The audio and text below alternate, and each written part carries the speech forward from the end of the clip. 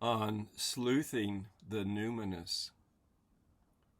Sleuthing the Numinous is stalking the mystery of our own innate being. This may involve little shifts that open us to a palpable yet invisible world.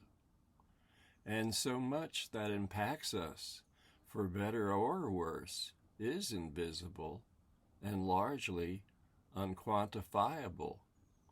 What, for example, is the shape of love or the precise weight of our own grief? Yet both are real as real can be, at least to the soul. In a future decade, should humans actually manage to evolve, there might be governmental agencies devoted to invisible things, much like in Bhutan, where instead of focusing on the gross national product, they attempt to promote the gross domestic happiness. Much like happiness, the human will is palpable yet invisible, even if modern psychology hasn't had much to say about it for the past half-century. And when people feel anxiously lacking in support or confidence, a pivotal move that can be made involves making a little shift in the way we employ our will. Rather than being so willful in an egoic way, it helps to get on the invisible wavelength evoked by that phrase, "Thy will be done."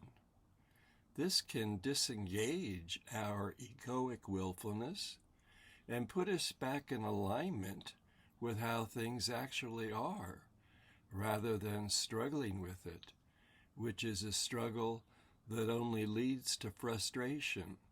For the struggle with the flow, direction, and timing of how things actually are is a struggle that can never be won. In wiser moments, say when stuck in bottleneck traffic, for example, I found it helpful to simply surrender to the pace things are actually moving, since it, like so many things, is beyond my control. It's actually liberating to realize this. I can relax then, as if growing late, in a presumed sense of time, may not be true in another. Through such a little shift, we may come to recognize a subtle kind of peaceful support entering our being, much like the effortless way that the buoyancy of water can lift up a boat, or the way that air supports the soaring wings of a hawk. Another little shift can be made in regard to the will, for by being willing to do whatever it is that supports and optimizes our own being, and being willing to refrain from anything that undermines it. For after all, what we essentially are, or can evolve to be, is a human form of being. Just as love, grief, and will are palpable yet invisible, so too are compassion, empathy, peace, curiosity, and joy. In fact, all the subtle, essential qualities of the soul are invisible.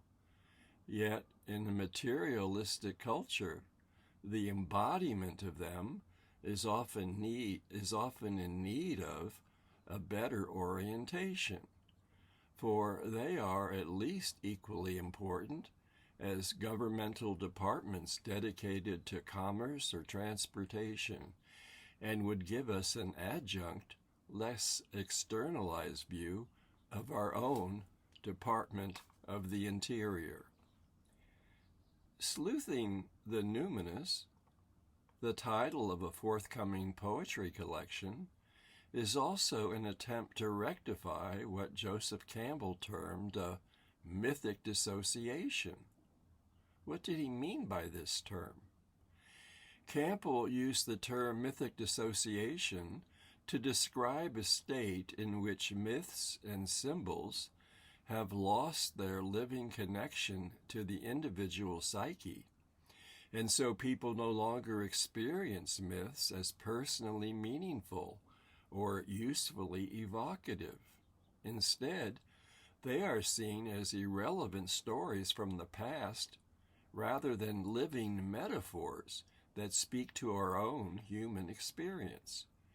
And when referred to at all, the myths then become narrowly interpreted, and then the myths can wind up being lived out as symptoms of psychopathology, with the Narcissus myth being a case in point. Campbell believed that in modern society, especially in the West, this dissociation is widespread. He argued for the revitalization of myth, not by returning to old belief systems literally, but by re-engaging them as metaphors that illuminate something subtle about the nature of the world. A famous quote from Campbell is, "Myth is the secret opening through which the inexhaustible energies of the cosmos pours into human cultural manifestation." That's an elegant perception. Yet when cultures become mythically dissociated, that opening has been forgotten or sealed off. In terms of myths and metaphors, poets may be the expert witnesses of the right side of the brain, and its bards have been those who preserve the myths, and when needed, those who reinterpret them in ways that keep them relevant for their time and place. Yet unfortunately, the bardic tradition in America is not particularly strong, while our mythic dissociation couldn't be stronger. When mythic dissociation prevails, religion becomes dogma, and ritual becomes empty performance, not a vehicle of transformation, and individuals feel spiritually unmoored and not only dissociated from deeper symbolic meaning, but from their own authentic being. When this dissociation is widespread in a culture, and the majority perhaps of its population lacks orientation to the touchstone of their own authentic being, they will not only fail to have a deeper understanding of themselves, but will similarly tend to lack discernment in whom they've chosen to lead them.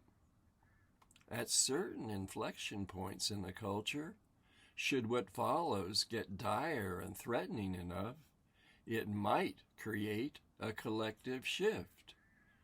It might ring an alarm bell that causes the citizenry to wake from its passive and mythically dissociated trance and revolt against the corrupted forms of leadership that it naively elected. Perhaps that's what's happening now in the 5th month of Trump's second presidency.